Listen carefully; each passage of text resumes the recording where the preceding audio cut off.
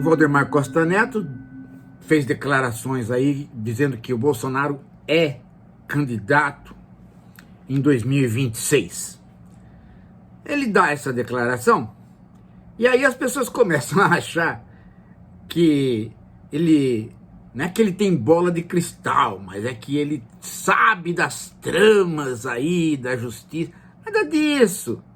Nada disso, gente. Tem aí um projeto de tentativa de anistia das pessoas envolvidas no evento do 8 de janeiro. E então, se esse projeto é aprovado, poderia incluir o Bolsonaro aí nesse pacote. Mas o Bolsonaro não tem a ver com o 8 de janeiro. Ele se tornou inelegível por outras razões.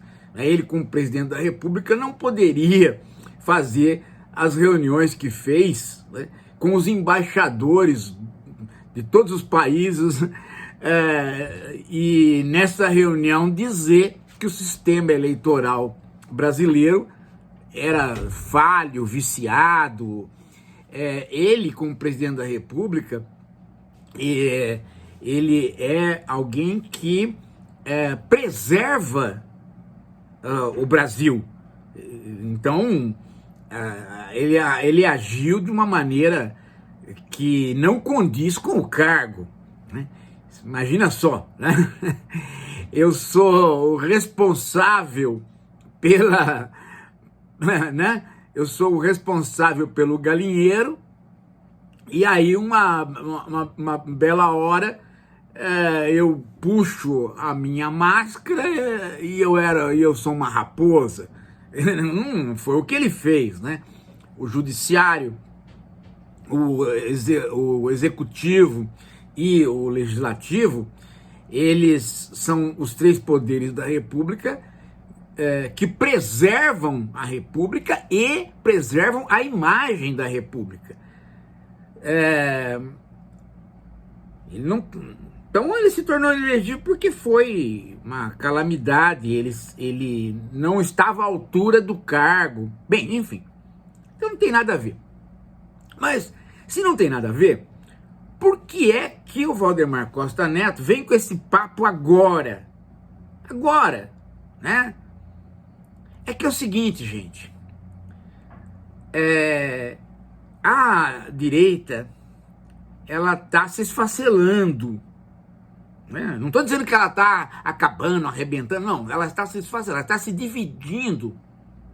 Que não é um processo natural. É um processo natural. Vão aparecendo, né? Brasil do tamanho que vão aparecendo lideranças regionais que almejam continuar a carreira política pela direita e ser presidente. Então, inicia-se aí uma campanha antecipada para fazer vingar o seu próprio nome. Então o Tarcísio está fazendo campanha para ele próprio, o Caiado também, e assim vai indo. E isto vai tensionando a direita, e o Costa Neto é o presidente do maior partido de direita do Brasil, que é o PL. Então a função do Costa Neto é exatamente não deixar acontecer o esfacelamento. Então, para não acontecer o esfacelamento, qual a melhor medida? É dizer que o inelegível vai ser candidato. E aí, afasta-se a discussão. A discussão não é mais posta. Em outras palavras, vocês querem fazer candidaturas aí, sem problema, né? Mas não é mais para fazer isso de maneira a me envolver e envolver o PL. Porque isso vai causar, né, uma dificuldade mais tarde para a gente realmente fazer uma união. Então o Costa Neto, ele está tentando fazer aquilo que ele prometeu fazer para ele mesmo quando ele saiu da prisão. Você sabe que o Costa Neto foi o primeiro preso do Mensalão, né? E quando ele saiu da prisão, ele disse para ele mesmo e para outros amigos dele que ele falou assim, ó, olha, eu vou ter no parlamento o meu partido, o meu grupo. Eu não vou mais ser pego desprevenido. Eu não vou ficar mais ao sabor de alianças com a esquerda, que foi o que aconteceu, né? Eu vou ter o meu grupo unificado, fechado, e eu particularmente vou ter 50 deputados na minha mão. Tá? E ele está cumprindo o que ele falou para ele mesmo. Ou seja, ele está tentando manter um partido unificado e manter o grupo dele sem se envolver com candidaturas precoces. Né? Veja, é o equivalente na esquerda, né? Você começa, vai ser o Haddad, porque não sei o que tem. Aí, a coisa mais fácil para parar com essa discussão, qual é? Não, o Lula vai ser candidato. Pronto, acaba a discussão. Então, ele está tentando fazer o equivalente dentro da direita. Não deixar que a discussão sobre candidaturas leve a uma situação que depois ele não tem mais controle. Bem, é claro que isso é uma atitude que tem um limite, né? Isso tem um limite. Por quê? Porque o Bolsonaro não é mais unanimidade na direita. Diferentemente do Lula, o Bolsonaro não, que é unanimidade na esquerda. Se o Lula quiser ser candidato, ele é candidato e acabou. Ninguém vai contestar isso. Agora, na direita não é assim. Na direita, mesmo o Costa Neto falando isso,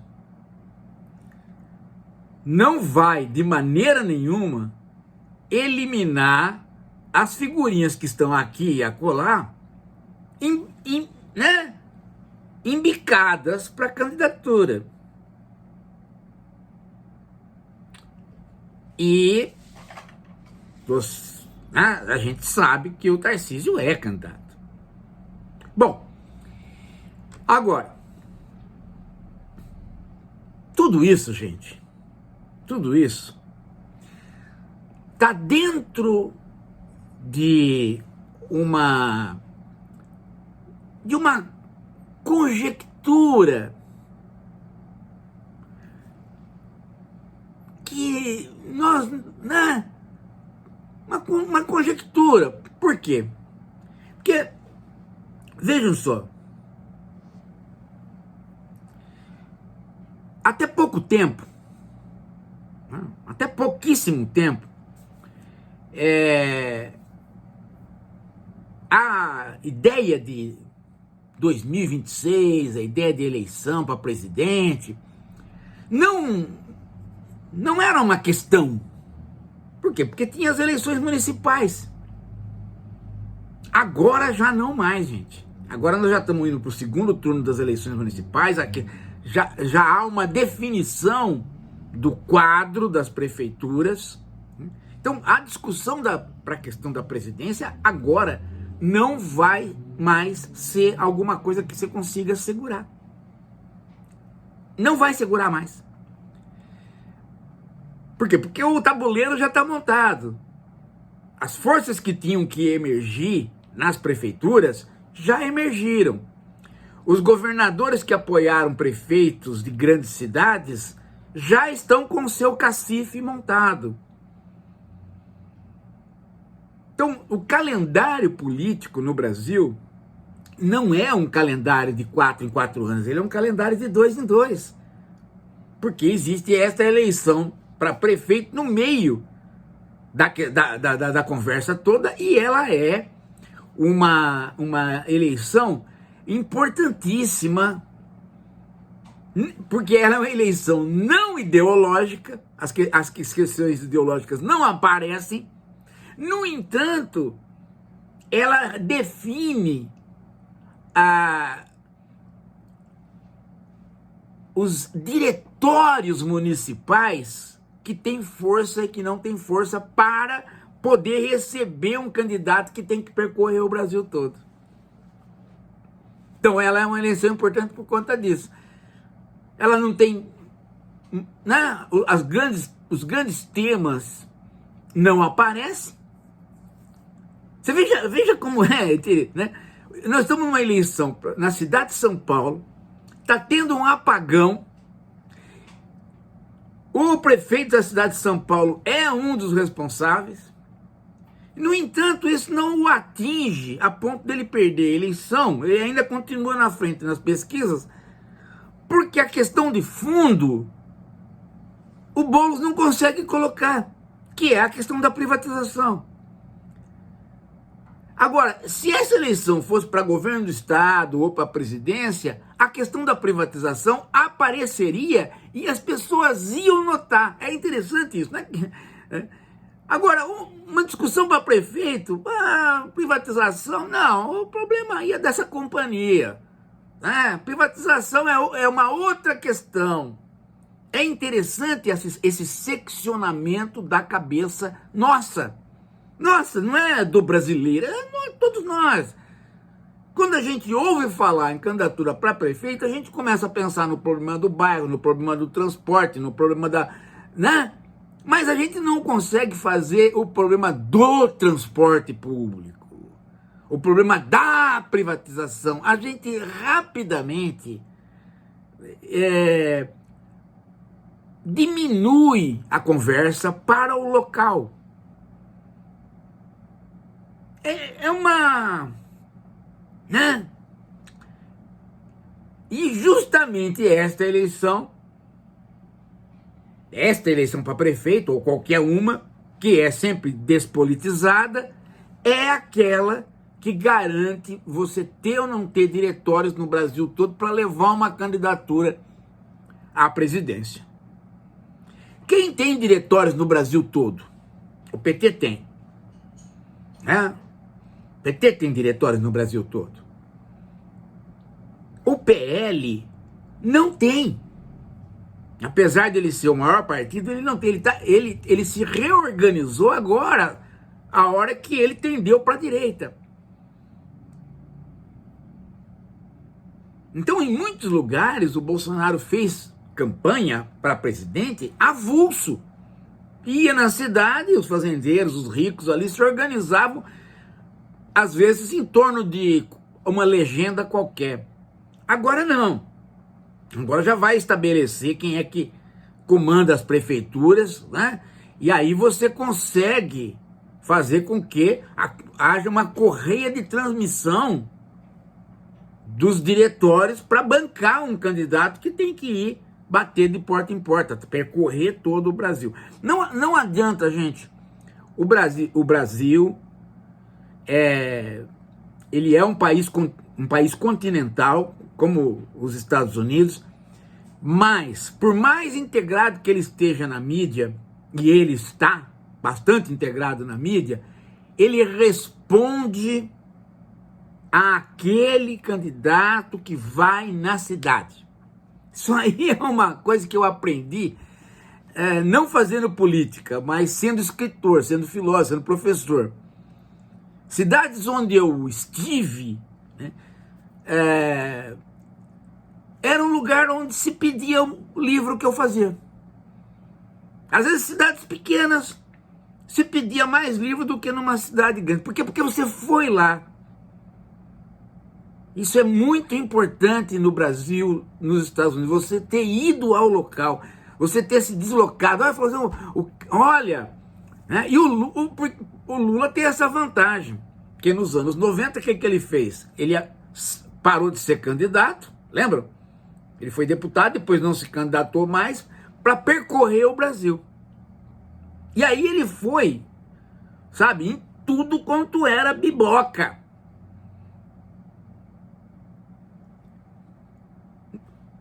você não tem ninguém como o Lula que fez isso.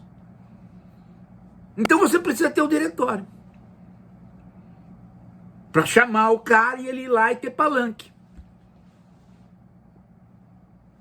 Não dá para ser candidato à presidência fora desse plano. Não dá. Não dá. Esta é uma tradição no Brasil. Todos os presidentes precisaram fazer campanhas físicas, mesmo depois de instaurada o boom da internet. Então a eleição para prefeito, ela marca este padrão de que ali, quais os partidos que ganharam? Ah, ganhou tal e tal, tal. Ah, esses partidos são de direita. Então eles vão receber o candidato da direita. Por quê? Porque o PT está organizado na cidade mesmo quando perde ou mesmo quando nem faz voto, mas está organizado na cidade e na hora da campanha para a presidência ele recebe o Lula. Essa é o aprendizado do Costa Neto. E ele sabe disso. Então ele vai fazer tudo para deixar, né, a possibilidade dele estar à frente de uma campanha com um candidato viável. Senão ele vai ser passado para trás, se ele não fizer isso. É basicamente isso, gente. Daqui a pouco a gente volta. Professor, aqui embaixo, aqui no comedouro bordo, sou eu, o sacizinho. Ó, veja, eu tenho só um pezinho só. O outro pezinho meu eu não tenho, eu não tenho um pezinho. Mas eu tô muito contente aqui, viu, professor? Muito contente. A Mariângela fez um negócio inclusive. Olha, professor, tá vendo? Ó, parece que eu tenho 2 pezinhos, mas não tenho. Ó, é um toquinho só. Eu tenho um toquinho, olha. Fica balançando. Olha. Né? Muito gostoso ficar aqui, viu? Eu sou o pavão de direita. E tô achando essa ideia da Mariângela um cu. Porque, olha, sustentar aleijado. Eu não fico num lugar desse. Eu fico aqui na mata, mas não vou num lugar onde o aleijadinho tá comendo ali de graça. Ai, meu Deus, eu não tenho pezinho. Nossa, que papo mais brega. Esse pavão de direita aí é um baitolão, viu? Pode acreditar. É baitolão mesmo. Deve ser amigo do Racha-Bunda lá. Gente, esse pavão de direita não é daqui não, viu? Ele tá mandando essas mensagens aí, mas ele não pertence ao nosso ambiente. Já cortamos essa participação dele, não vai aparecer mais não. Ah, que coisa de louco, rapaz. Só porque tem um rabo pintado, o cara fica falando abobrinha. Parece quem? Parece, exatamente, olha lá, né? Tem o rabo pintado, fica falando abobrinha. De quem que é parente? Só pode ser do baitólogo Henrique e do esposo dele, o gorducho lá.